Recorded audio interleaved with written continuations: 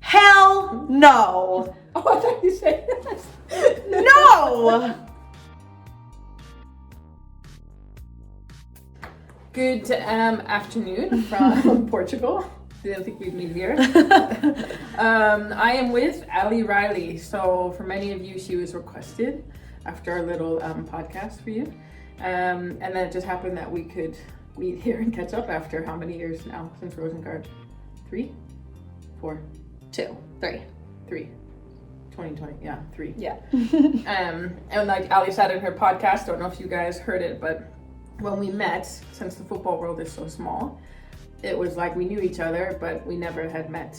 But that's also kind of your personality. No, that is her personality. We complement each other. And you can see here that we're actually in, Al has let us in here a bit. We're actually in Portugal. You're with 3 teammates now. Yeah. 2 other. Yes. And you can see here, this setup, it's not too shabby. So we're really behind the scenes here a bit. So we'll get into this because we have a lot of questions from the fans. Woo. So first and foremost, Ali, describe yourself in 3 words. Energetic, Yes. smiley, Mm-hmm. affectionate. Yes, you nailed it. I would also say energetic, smiley, put as 1, and then determined, and Funny. probably the hardest worker I've ever met. I mean, in Sweden, you would train every day, extra work. And I'm sure it's still today the same. Because usually when you get older, you kind of like, you know what you need to do to stay top, but you still do extra every day. I do. I love it. Got to keep up with the young now that I'm in the US. These draft picks, 22-year-olds. It's not easy. Okay. Let's go. Getting into football. We're gonna, at the end, I could go into Ali's career, but I think that you guys have all nailed it. So by the end, you get to learn a little bit more and kind of understand the way that she got. Because now you've played... Crazy journey. Yeah. Now you've played in how many countries? In the US, Sweden, England, and Germany while playing for New Zealand. So, Ali's passport is quite impressive. Okay. So let's go into football. What is your earliest memory of football? My earliest memory of football is when I was playing in the YMCA league, co-ed. My dad was the assistant coach, and I made such great necklaces out of flowers. She's from LA, guys, so just... Yeah, I sat in the grass. My mom came to watch and just said, I'm out. Yeah. I don't need to watch her sit on the ground and pick flowers. So she waited about 5 years until coming to see me again. But yeah, I made friends that way. I wasn't interested in playing soccer. And now your parents, to be fair, they try to come to every game. Are they in Portugal? They wanted to come, but my mom came to Orlando when I had just moved. They're having a hard time keeping up with where I play these days, but they'll come to either our home opener in Orlando or our first away game, which is in Utah, which is much closer to Los Angeles. Yeah, so they're gonna come to a lot of away games, I guess, now. Okay, and you just answered now, growing up you did play in a mixed team until how old? Only my first 2 years, so just I guess when I was 5 and 6. So obviously playing in Europe with all these really technical players who played with boys until 13, 14. I kind of wish that I had done that, but in the US with so many girls playing soccer, which is a great thing, you actually don't have to. And in Southern California, it's like a mecca. It's like, that's like the football hub. So it was only those first 2 years, YMCA, and then AYSO, as young as 6, 7 years old, is all girls. Did you play same age group or up an age group?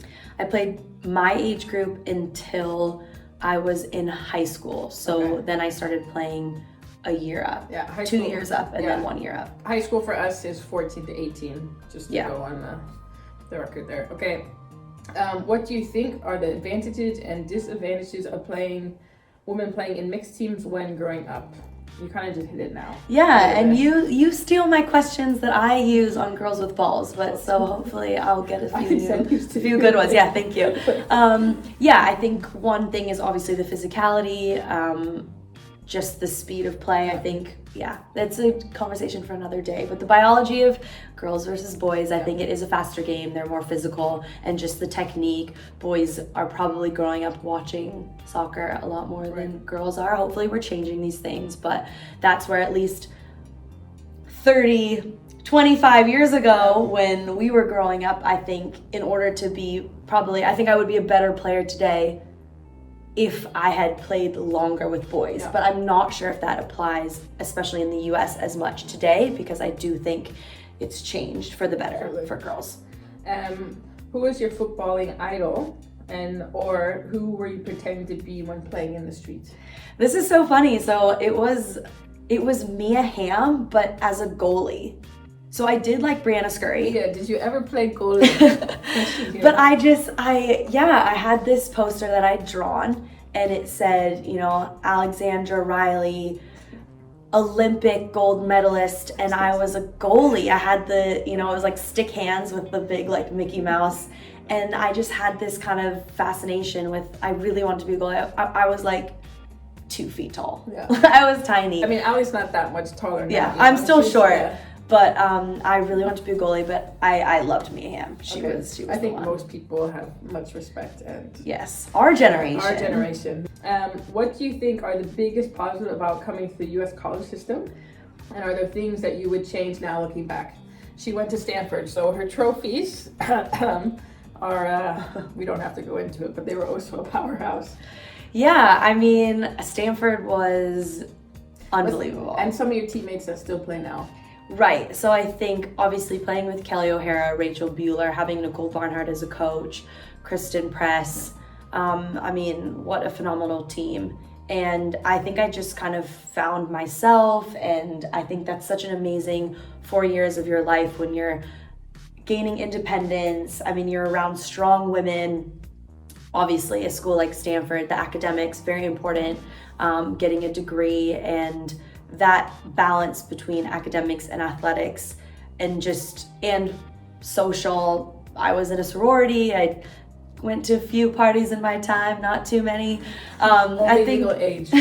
I think having that freedom to find myself actually is what made me become a very disciplined and professional athlete, because I had these options to party. I had an option to follow an academic career instead of focus so much on athletics, but I chose then because I loved being part of the Stanford soccer program, and I learned so much from Paul Radcliffe. I was inspired by my teammates who were playing for the U.S. national team to make it a career. And I think that's, if you have the opportunity to go to college, obviously it's such a cultural thing in the U.S., but I think it's so valuable. Yeah. I have now seen the other side of it. I understand getting a professional contract early, making money. We all come from different financial circumstances. Going to college, if you don't have a full ride, is very expensive. But I think that if you can go to college, have those years, you can always leave. Absolutely. If you don't like it, but once you make money, you can't go. So I think it's worth going, and if you like it, staying. If you don't, you can leave. But I don't think that you're sacrificing your professional career if you can afford to go to college and then you can play professionally after. I think also when you come to Europe, you look at the side of some of these players, okay, yes, they're a couple years more developed, absolutely. But then you have a degree. And so many, if I think of my European teammates, I could count that have a college degree in 10 years of being professional, maybe 10, maybe 15. So we kind of forget about it as you keep playing. You never thought you'd play 10 plus years professional at the same time, but it is something that you got your education, it's thousands of dollars. Yeah. And you can, who knows if you use it, but you have that always on your resume that you are a college graduate. Yeah, you can get injured, career-ending injury any day. I think to be a pro, you need to have luck, and you need to have a hell of a stubborn mindset. Yeah. And I didn't know this about you. Uh-oh. At Stanford, you changed from playing a forward to a fullback. Was this your decision, and why did this happen? Of course it was not my decision. Who would go to a defender from a forward? Paul Radcliffe kindly approached me and said, was this like your freshman year right away? My freshman and sophomore year, I was a winger at Stanford. And so my sophomore year, it was 4-3-3. Okay. It was me, Kelly O'Hara, and Kristen Press. You guys know those names. It's not so shabby. And then Lindsay Taylor came in as a freshman my junior year, and Paul Ratcliffe just said, "We're thinking about promoting you." That's a good word. To fullback. Yeah. And honestly, if you look at those first 2 years, I'm going down the line and crossing. I've never had that mindset and that little bit of selfishness and that confidence and that ego to take the team on my back. I'm going to goal and I'm shooting. I'm like, I will pass. I think the one thing that my boyfriend always says, like, I had an open goal in a Champions League game and we were winning like 5-0 and I passed it to you, like in front of the goal. But like, happened.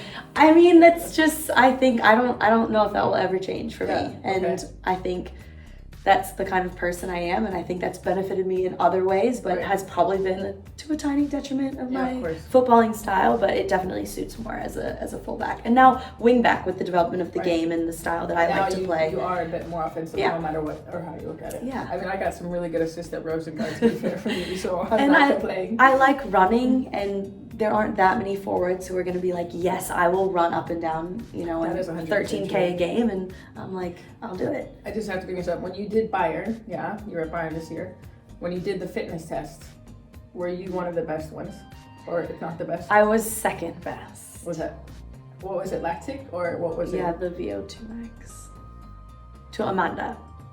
Okay. Who's the center back, so that's also very, very... Ali is someone you just pray to try to catch or be close to when you're ready for this. You were drafted by FC Gold Pride in January 2010. 10 years ago! We are young, folks. What's your intention to play pro football in the U.S. after college? Yes. Okay. Well, only my senior year, really, I guess, because there was no league. Yeah. But going into my senior year, I guess, so it started in 2009. Yeah. So you played in 2009. And that must have been that was your senior year. Senior year. Yeah. So going into my senior year, I trained with the LA Soul, RIP. That was you should look up that roster. And that gave me like my first taste. That was the first time I had trained with Marta. That was the first time I'm playing at what was then the Home Depot Center, now the StubHub Center. Brittany Bach, yeah. And being there and being like, I could do this and make money as a job in the sun, training, playing football. I was like, yes. But before that, I mean, because I was playing for the New Zealand national team, I definitely saw myself playing soccer after college, but I had no concept of playing overseas. I'd never seen any women's football on TV. I mean, the internet was around. We're not that old. Yeah, okay. But there was no games being shown. There was no streaming, anything like that.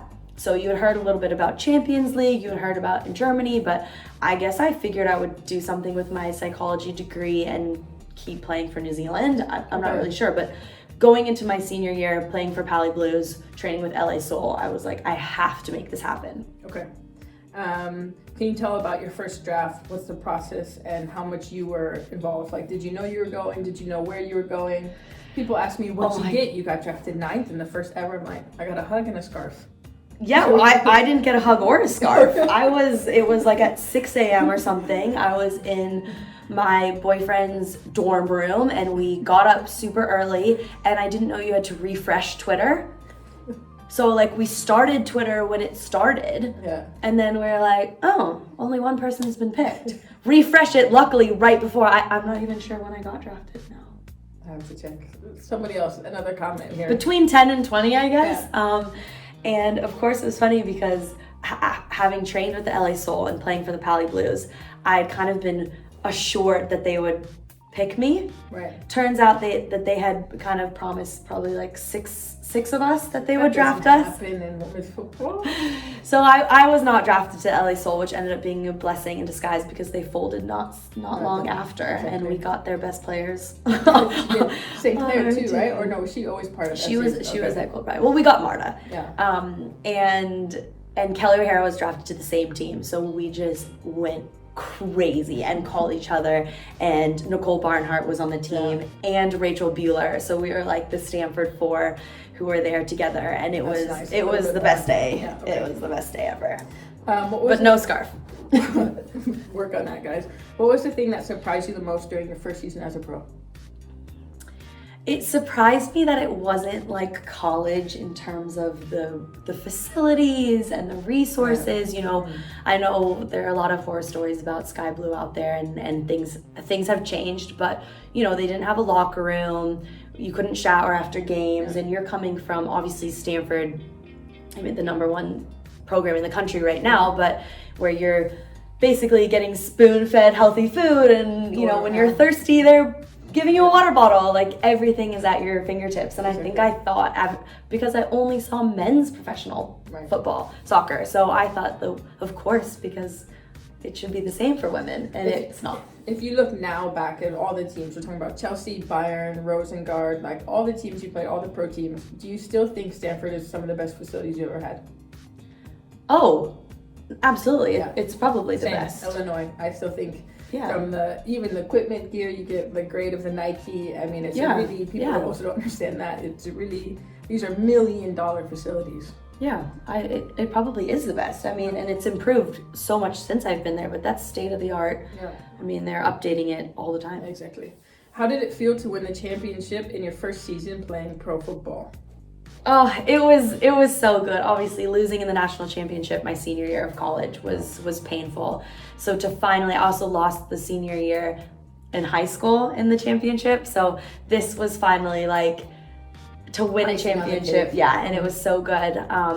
Obviously, it was knowing that the team was folding. Exactly. After so it was bittersweet, but it was kind of like, well, you made your point. Yeah, and we'll be able to continue this career having done so well, and I wasn't too like, you know, worried about the future because it was such an incredible first season. And I mean, to play with those players, I guess it shouldn't be that surprising that we won, but it was, they were a bit stacked. It was amazing. That team was great, and then the next one was maybe even better. So yeah, and so then she goes from this team, wins it all, and then I talked about a stubborn mentality. Yeah, next year you go to Western New York. Yeah, you win the championship, and then you fold. Yes.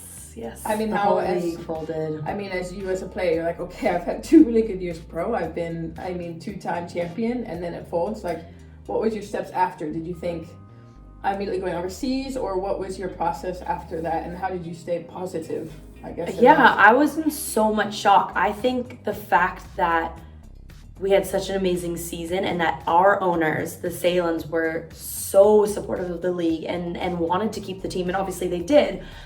That's, I think, what made it so much worse, like that contrast. And I remember I was just crying, and I remember talking to Kristen Press, and we trained a little bit after with Dave Bismone Soccer, and we were just like, are you crying? Because I'm still crying. Like, we were just, and I would like always think, because this is all this stuff with Magic Shack and Dan Borislow, and I would like, I know what you mean. I would think, I was always thinking that I was hearing his name, like for like that month. It was such a strange, bizarre time, and it just felt so helpless, and I didn't know what to do, and all the windows were closed overseas, and I just got so lucky that the Swedish window and the schedule was different, and the Swedish window was still open. So the fact that I was able to get on this incredible team in Sweden, but that time, and that's why it's taken 8 years for me to go back to the US. At the time when you joined Malmö, yeah. Wow. Did you have any other options on the table? You said Sweden was only transferring to No, open? that was it. Okay. And that's why I feel so lucky. I mean, what are the chances? And it came from obviously a horrible situation for someone else. Their left back tore her ACL in the quarterfinals of Champions League in March, I think. So this was all so late that the window closed March 30th, I think, and this was end of March. And from that moment, how long did you stay in Rosengard after? So I signed a 3-month contract. I just really wanted to play somewhere leading up into the 2012 Olympics. And then I was hoping that there would be news about the WPS coming back. And then I signed, I like it here, I'll sign for the rest of the season. I'll sign one more year. 6 years later, it ended up being a total of 6.5 years in Malmö. She bought a place. She has a Swedish boyfriend, so yeah, it's home. It's home. How did your daily life, football and non-football, differ once you moved to Sweden? You got a bike? I got a bike, I stopped driving, I stopped speaking English, so pretty much everything changed. No, I think just feeling the security, 12-month contract, living on my own, that was different. Just the setups that you're living in an apartment, you're very much like a member of society. You're not like in an apartment with a bunch of girls, you know, where all the other players live. It's very much like you have moved to Europe. You are now, living in this other country, expected to speak the language, learn the language, and it's a different style of football. But I mean, everything changed. And the thing about this is also, as an American, we're used to living, you have roommates, and then in college you always have, I mean, I lived with 7 girls. But the truth is, if you ask to live with someone in a foreign country, they automatically think that you're together. Yeah. Hands down. And, you know, one of us is on one side, the other. But for me, it's just, I was so used to having someone always around. And then when you go alone, it's a really big transition, I think. Yeah. No, I wanted to live with, after living the first season alone, I really wanted to live with my teammate, and then they were writing like in articles and stuff that it was like my samba, like my live-in partner, and we weren't together. Okay, there's stereotypes, folks, but come on now, we can be completely normal roommates. A large majority of the best players in the world have played in Sweden at some point in their career, absolutely. Why do you think that is? I think the league is so well established. It's been around. The Swedish national team is very successful. I think they're forward thinking in terms of women and sport. And I think being so good at English, it's a very welcoming culture. And it's a beautiful country. And I think it is the professionalism. And while, the facilities might not have been like Stanford, it's still, there's something to be said about the communities that come out and support their team. And I never felt like the club was going to fold. I guess Tirsa did fold, but I never felt that. And I think a bit of security. Yeah. On the pitch, your time in Sweden was hugely successful with 6 league and 6 cup titles. Can you give an insight into why you think that was so successful at that club during this period? I think, I think when that security of the American League kind of vanished because of what happened, when you had top players playing there, like the draw with Marta there and with Caroline Sager there, and then you had, you know, these are 2 of the best players in the world now playing in Sweden, and then I think the draw was there. I think players Germany is also a top league, but it's harder with the language. It's a bigger shift culturally. So I think you had a lot of top players playing there. And I think right now we're seeing England maybe taking over as the top league in the world. But that was, it was, you know, maybe semi-professional at the time. So I think Sweden with the tradition, with the Pias, with their success with the national team, I think, there was some Ramona Bachmann. You had players from different countries all playing kind of in that league and then ending up kind of being at the same team, Lika Martens and Ella Maslars, and I think we had great coaches, but Therese Horgan, we had phenomenal teams. I mean, Ramona, Anya, when you guys went in the year before you came, I mean, that's some of the best. I think still Rosengard was some of the best players in the world I've ever played with. Yeah. And the organization, the mix of athleticism, technical, tactics, it's a really good brand of football, I think there. Then you left Sweden, you went to Chelsea. If you could say one thing you missed most about Sweden, and then what was kind of the biggest change from going from Rosengard to Chelsea? So obviously I miss that really tight-knit kind of family sense that Rosengard has. And after being there for so many years, I think obviously that's a given. The loyal fans and just feeling like, again, it was home. And obviously I was then leaving my partner and this home that I had bought and, you know, invested in, and the dog kind of. But, you know, it was, the lure definitely was finances. The money was a lot better, the offer was better, and the media, the marketing, it's a different ballgame. It is completely different, and the facilities, and that was something I really wanted to experience. And when I got that chance at 30 years old, you're kind of like, I have to take it. If you want to say, you were there for a year, right? If you want to say the lessons that you learned from Chelsea, if you want to go 1 or 2, the most important lessons you learned, because Chelsea's a very personal environment. There's a lot of superstars. It's a very unique environment, top team. What's something that you take, I say one positive and one negative from Chelsea going into Bayern next?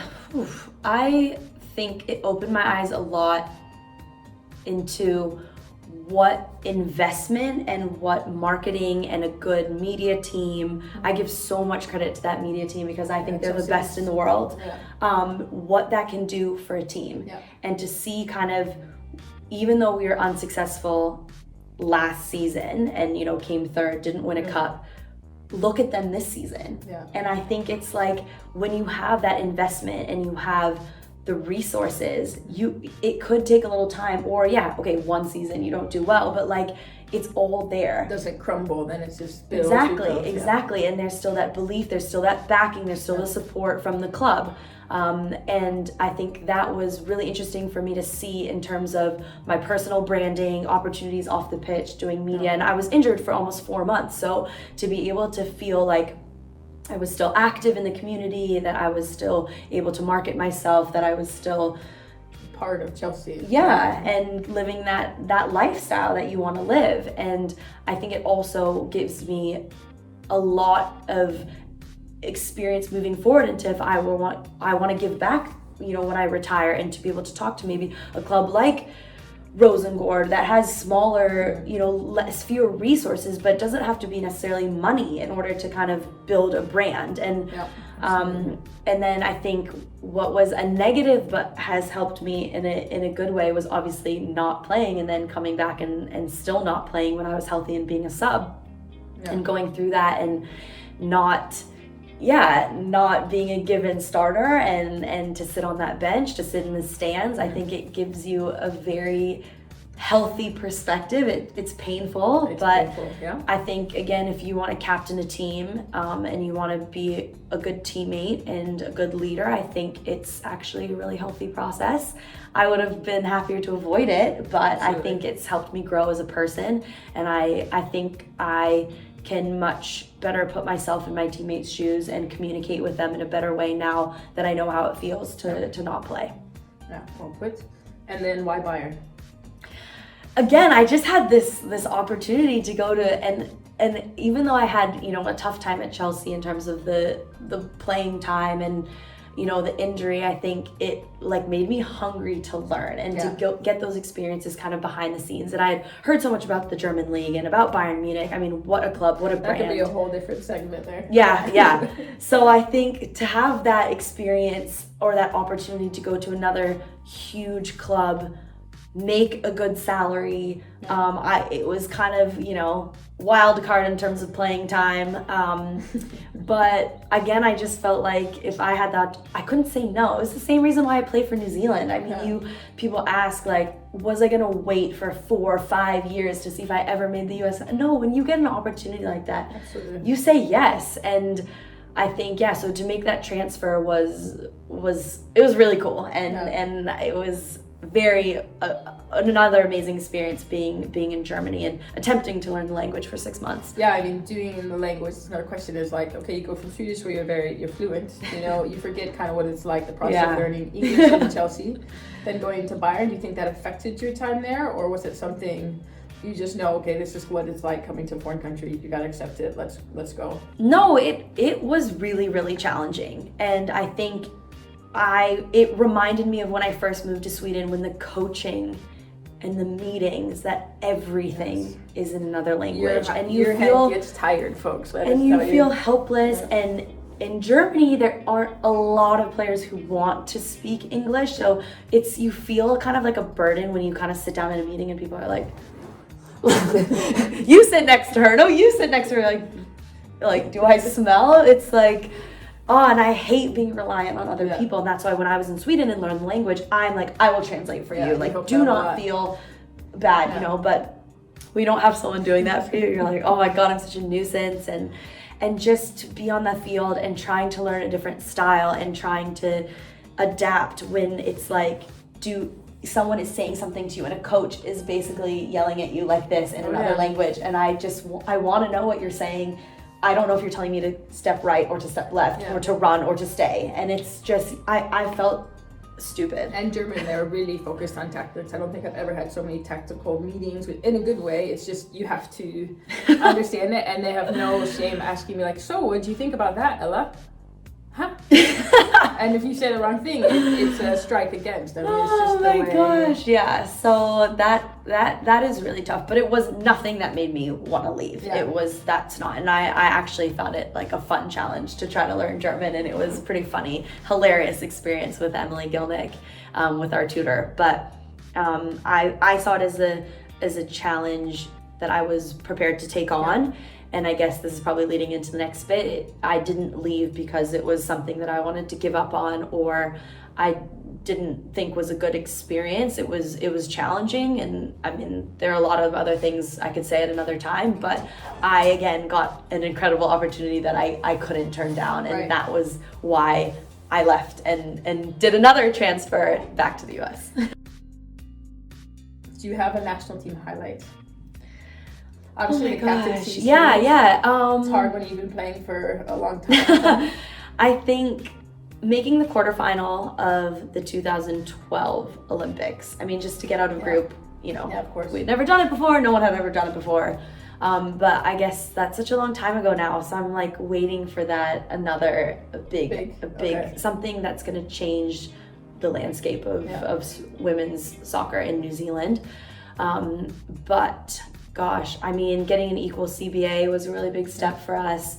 Getting Tom in as a coach, you know, I almost went to play in Orlando when he was there, and then for him to come to us, and after what we went through with our previous coach, which I was this close to walking away from the national team, so for him to come in, it basically revamped a lot of things. Yeah, and I mean, I'm only here because of kind of what we went through to overturn the previous leadership of the team. So that's got to be my highlight, because I wouldn't be here if we hadn't done that. Right.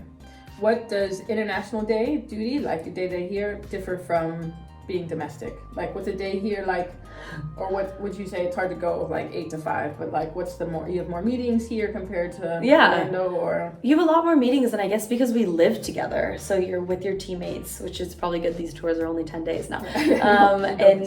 And usually, I mean, we're so lucky we got these apartments, but usually you're in a hotel room for, 2 weeks, and I love cooking. So that's probably the biggest thing. And when I'm on tour, my stomach is always a little bit funky, not because the food isn't great, but I'm just so used to preparing my own meals. Every 3 to 4 hours, I eat a meal. And here I'm like doing a lot of snacking, and it's just different. So I would say the food and kind of the living arrangement is the biggest difference. Okay. Do you think New Zealand could win the World Cup one day? I wonder who wrote this, an American fan, New Zealand fan, or you gotta believe in it somehow. I mean, I think the biggest thing that we're focusing on is winning a game at a World Cup, so it's kind of hard to make that step if we haven't done that. But you did say one day, so I think the thing is right now that we don't have a lot of resources. And how many people are in New Zealand? 4 or 5 Just million. to try to put that in Chicago, LA is 2 or 3 times the size of New Zealand. So, so I think right now we're seeing the game grow, which is amazing, but it seems to be growing in a lot of other countries, and the game is getting more competitive, but I feel like a little bit we're left behind in terms of the resources and what our CBA looks like, and we don't have contracts, and where our players are playing and the opportunities we have are very, very different. So I think I see us winning a game and getting out of the group stage in the near future. Right. I think the day where we win a World Cup, a lot of differences will have to be made for that to be a realistic dream. Right. But it's obviously what we're fighting for every day. Okay, absolutely. You have over 130 caps for your country. How do you hope people remember you as a player once you've retired? I hope people remember me as being someone who really, really fought for us as players in terms of being treated fairly, equally, making conditions better, changing sport in New Zealand, but also in Sweden. I would love to think that everywhere I played that I made an impact. And I hope that I continue to be a fast player, a very athletic player. And I think that's something that usually stands out, especially when people find out that I'm ancient. And I hope that I'm remembered as a really, really good teammate and leader, someone who communicated well and never pushed my teammates down, always lifted them. Yeah. I would say from our time you did. You succeeded in Rosengard, so I'm sure it's no difference here. I'm adding this one. Have you done the haka? Yes, so I would love if we could bring it back. I'm not gonna do it right, don't get excited. I hear her breathing loud. So Christy Hill was on the team and she had a friend write one specific to our team. Okay. And the translation was very aggressive and mean and savage and so cool. And she led it and it's a lead and response. Yeah, so okay. When she's not on the team anymore, so we don't do it anymore. And before games, your time is everything is planned by the minute with FIFA and all these rules. But we did do it, I think in Cyprus, we used to do it before our games. And this is, 10 years ago. And then at the Olympics in 2012 or at the World Cup 2011, we did it after the games. And we did it to the crowd and to our section. And when we tied, so we got our first point at a World Cup, we tied Mexico 2-2 in 2011 in the third game. So we were out of the tournament. And all of our parents and our friends and family were sitting in the section and I'm crying and we just did this haka. And it's, you're screaming and you're doing these moves and you're like, it was so cool. It's on YouTube. It's so cool. I think it's so cool. Why did you decide to return? You kind of mentioned going to US and for opportunity, etc. So what are your aims with your time in Orlando? I've played in the U.S. twice and won championships both times. Yeah, so. Orlando, you're lucky. You start getting now, folks here. So we're worst to first is like what Orlando, we're going for. Yeah. So I think I want to come in and make a difference. I think obviously everyone who played at the club last season. So I was there 3 weeks training before coming to Portugal and speaking with Mark Skinner. As a goal in terms of results and tangible things, I want to take the team to the playoffs at least. Yeah.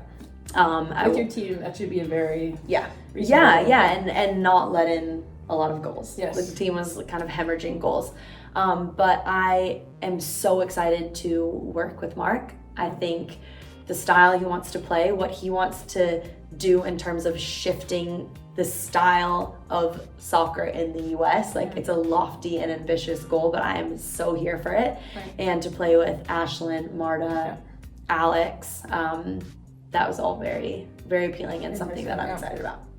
In the short time you've been back, you said 3 weeks now in Orlando set. What were the most significant changes that you've noticed within football in the US, like going from WPS now to there? What's the three most things that you said, okay, wow, they've taken a step and they're really in the right direction? Obviously it's hard because I can't speak for the other teams and that huge gap that I've missed. And we had it great at the Gold Pride and in Buffalo. But I will say, the salary is what they're doing with the allocation money. You can save now. Huge difference. I think the level of professionalism in terms of, Orlando now is building brand new facilities for the women's team. Just for the women's team. Yeah. And the biggest thing is probably the fans, the attendance numbers. It's just, and obviously it's coming off the back of a World Cup, but we were also there coming off of the 2011 World Cup and people got excited and, So I actually think that these fans are here to stay. Obviously the welcome I've gotten has been incredible, but the numbers are really good. Yeah. And, even teams like Bayern Munich and Chelsea barely breaking 1,000 sometimes. So I talked about that. Like when you played Wolfsburg in a cup final, huge game, there was 1,000 people there. When you look at England, for example, there's 40. You look at big games in Spain, there's these huge numbers, and now it's just what can you do in Germany to kind of ride that? Because the two top teams, arguably in the world, come and you have 1,000 people watching. It's a bit hard. It's disappointing. And okay, you have this year, maybe next year, who knows? Yeah. Have you started to think post-football? Like what you want to do? I know we talked on the podcast, you have this big passion. Yes, well, obviously the podcast has been great. I would love to do something, I think, in media, broadcasting, although, you know, I have a face for radio, so. And that's, I mean, I want to be involved in soccer, I think. Yeah. But then I go from that, which is something like that I would love to do, be on camera, exciting, be at these big games. Yeah. But then a big part of me wants to really, really improve the women's game, and like, what can I do to, from a marketing standpoint, social media, from a player standpoint, even, you know, media in terms of reporters, journalists, like what are the questions, how do you really reach a player, how are you going to get the best information? I mean, I feel like I have this wealth of knowledge that I really could help players, clubs, teams, you know, the game. And obviously Sarah Gregorius, one of the Ferns, has now retired and gone to FIFA Pro, and I love what she's doing, you know, trying to make things better for these women. And then again, I have my love to eat to love, I have the food and that side of it, the nutrition side of it. So to answer your question, I have no idea what I want to do, but I'm giving a lot of thought to navigate it. Yeah, you're not just there are too many things I want to do, which is probably a good. And it's good. All these things are things that need help in the game. All right, Al, thank you so much for your time. I've learned quite a bit here. I appreciate it.